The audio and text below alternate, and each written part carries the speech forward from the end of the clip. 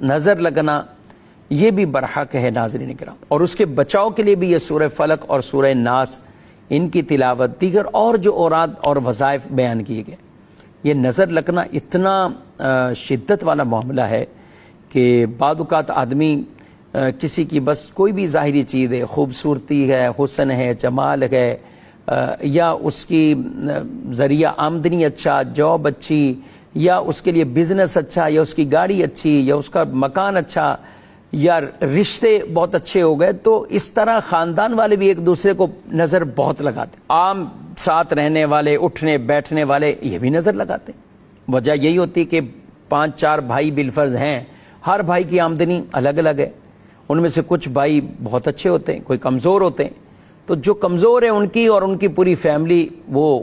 ایک طرح کی کہیں نہ کہیں یہ معاملات ان کے ذہنوں میں چل رہے ہوتے ہیں۔ تو یہ نظر بھی برحق ہے، بلکہ ایک روایت میں تو یہ ارشاد فرمایا گیا کہ اللہ تعالیٰ کی طرف سے قضاء کے بعد